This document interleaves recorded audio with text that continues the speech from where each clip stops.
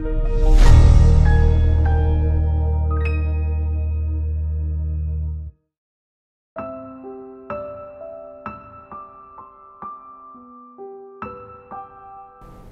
saudara-saudara sahabat rohani yang dikasihi Tuhan. Sebelum kita memasuki renungan harian ini, marilah kita berdoa sejenak. Kasih karunia dan damai sejahtera dari Allah Bapa kita dan dari Tuhan Yesus Kristus menyertai kamu. Amin. Firman Tuhan yang menjadi renungan bagi kita saat ini dari 1 Yohanes pasal 2 ayat 5. Demikian firman Tuhan. Tetapi barang siapa menuruti firman-Nya, di dalam orang itu sungguh sudah sempurna kasih Allah. Dengan itulah kita ketahui bahwa kita ada di dalam Dia. Tema yang kita ambil dari teks ini adalah apakah kita selalu ada di dalam Tuhan? Sahabat rohani yang dikasihi Yesus Kristus, ketika kita berbicara tentang firman Tuhan, mengapa Alkitab penting bagi kehidupan Kristen? Alkitab adalah buku yang peredarannya paling luas sepanjang sejarah. Menurut Guinness World Records, Alkitab adalah buku terlaris sepanjang masa.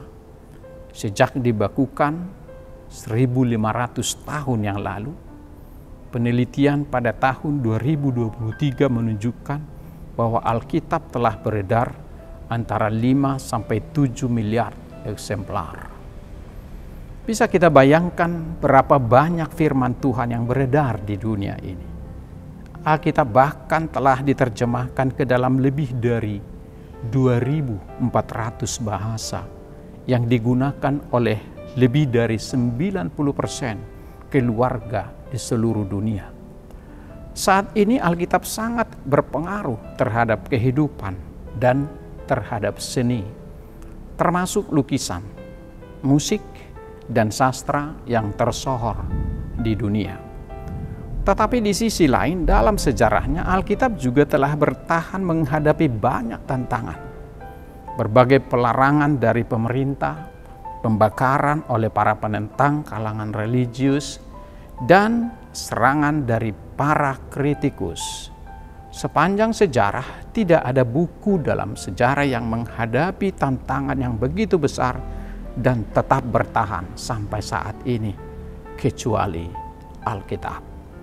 Sahabat rohani yang dikasihi Tuhan Yesus Kristus, saya ulangi lagi pertanyaan yang di awal tadi. Mengapa Alkitab begitu penting bagi kehidupan kita umat Kristen? Dalam Roma pasal 1 ayat 16 sampai 17 dikatakan, Injil adalah kekuatan Allah yang menyelamatkan setiap orang yang percaya. Sebab di dalamnya nyata kebenaran Allah yang bertolak dari iman dan memimpin kepada iman. Seperti ada tertulis, orang benar akan hidup oleh iman. Tuhan menempatkan firman-Nya pada posisi yang lebih tinggi di atas nama-Nya yang kudus. Tuhan ingin kita membacanya dan bergaul dengan Dia, mengenal firman-Nya, mempercayainya, dan mentaatinya sepenuh hati. Firman itulah yang menghadirkan Kristus di dalam hati kita melalui Roh Kudus. Sahabat rohani yang dikasihi Tuhan Yesus, Alkitab adalah identitas seorang Kristen. Bila seseorang mengklaim bahwa dirinya mengenal Allah, tapi tutur kata dan perilakunya tidak sesuai dengan firman Allah, maka ia sedang menipu diri sendiri dan kebenaran tidak ada di dalamnya.